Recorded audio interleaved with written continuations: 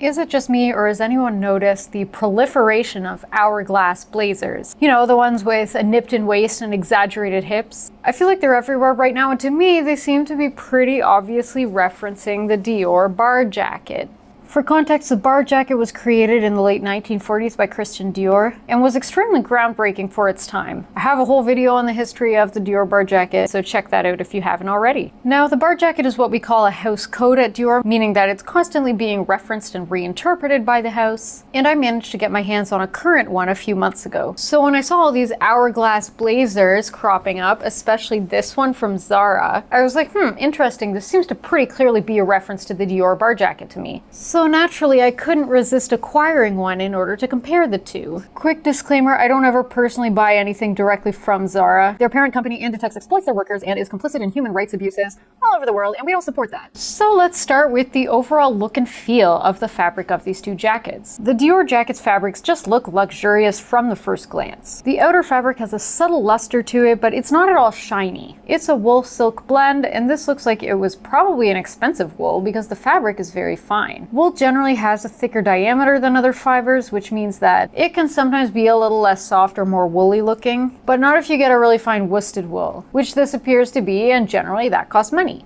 The lining is a gorgeous silk crepe. Again, it has a luster to it, but not a shine the way synthetic fibers do, which you're going to see in a second with the Zara jacket. A crepe fabric has twists in the yarn, which creates this pebbly texture that I think is very appropriate for this particular jacket. The Dior jacket also has these really lovely covered buttons that are covered with the same wool silk blend as the body fabric. They have a nice decorative stitch inside, and so I think these buttons are a nice touch for a luxury garment. The Zara jacket is comparatively much less nice. The outer fabric doesn't have that softness. It's a bit plasticky feeling. Now, it was impossible to find the fiber content on this tag because in Zara garments they have like everything in the kitchen sink written in here in like a bajillion different languages. I guess they don't really differentiate who they're sending it to. They just send all their products out to everybody and have all the information out there on the tag and hope for the best. But anyway, the fiber content of the exterior is 57% viscose and 32% polyamide and 11% polyester. So polyamide and polyester would be synthetic fabrics, so unsurprising that it feels a little bit plasticky, although there's probably a finish on it too. Almost certainly there is, that gives it that. Do you hear that? It's like a weird plasticky sound. It doesn't feel as nice. The lining as well, it is very shiny. Now, I don't know how well the camera is picking that up, but in person, you would be able to really see the synthetic shine that this fabric has, which I personally think looks cheap/tacky, as opposed to a real silk lining, which reflects light without being shiny. Also, the buttons are just cheap plastic, so there's that. Since we're looking at the lining, I guess this is a good segue into talking about aspects of construction, because respectfully, what on earth is going on with this lining? It has these giant creases in there and it really shouldn't. It should lie flat, with the exception of this pleat at center back that's normal and allows for expansion at the widest part of your back. But these creases down here do not appear to have a clear purpose and are just frankly ugly. So if I were to hazard a guess for why they're there, I would say that this is probably a pattern making problem. They just made some of those pieces too big, didn't remove the excess, so they have no choice but to crease. So that's unfortunate. Obviously the Dior jacket doesn't have that. The lining is cut perfectly for the jacket. When it comes to other elements of construction, the wasp waist aspect is obviously very important. The Zara jacket seems to have achieved this solely through pattern making. As you can see here, some of the panels get really narrow at the waist and then dramatically flare out. There are quite a lot of panels in this jacket to get that shape. I believe there are 8, which is actually the same amount as in the Dior jacket. And with the Zara jacket, you can see how dramatic the shape is when you open it up at the hem. It makes this almost semicircle, which is obviously not as dramatic as, but is somewhat reminiscent of the original 1940s bar jacket. This is what a more normal blazer looks like when you open it up at the hem. Does not remotely resemble a circle. So the Zara dupe clearly has the dramatic shape. However, the difference with the Dior jacket is that they use an interlining to achieve some of that fullness at the hip, and they don't solely rely on pattern making. The Dior jacket is really smart in how they constructed it because first of all, they have these large pockets that have some kind of interfacing inside them that gives them a little bit of stiffness, so that kind of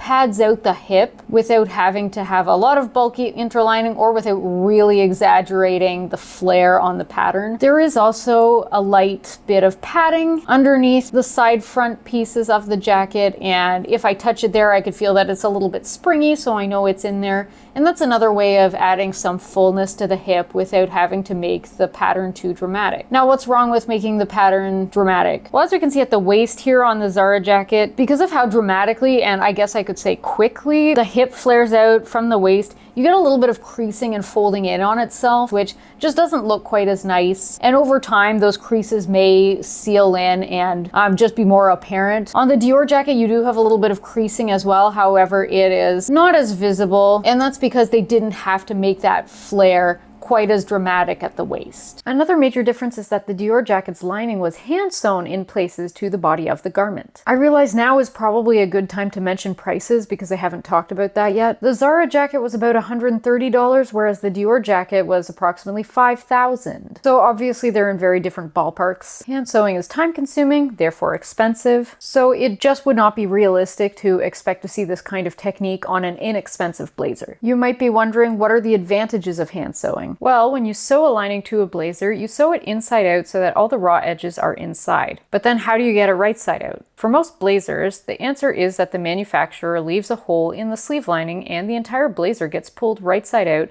and you would stitch that hole closed. For really luxurious jackets, you don't want that super fine fabric being yanked around through a small hole. So you leave a bigger hole in the bottom of the jacket, flip it right side out more delicately, and then you have no choice but to hand sew it closed. Because if you were to stitch right through it to close it, then you would see it on the other side and that wouldn't look very nice. In terms of other aspects of construction between the two jackets, they're actually kind of similar. The collar looks very similar. Both jackets have the same number of panels. The buttonholes on the Zara jacket look surprisingly nice, and of course the Dior ones do too. So the Zara jacket, I would say, is a decently constructed blazer, with an exception of whatever the heck is going on at the lining here. Oh, and the buttons. The buttons are sewn on rather crudely and have loose threads, which I am not a fan of. Let's talk about fit now. The Dior jacket fit me extremely well. For a ready-to-wear garment, I was very impressed. It really snatched my waist beautifully.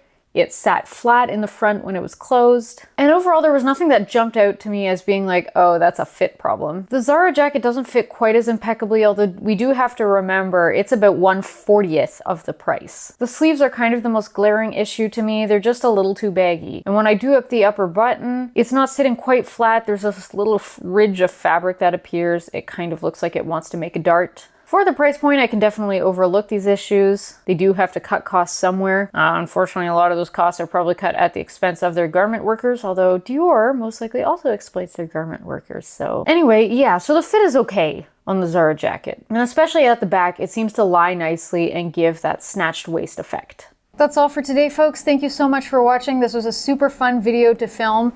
Stick around and watch another one if you enjoy this kind of content, and I'll see you in the next video.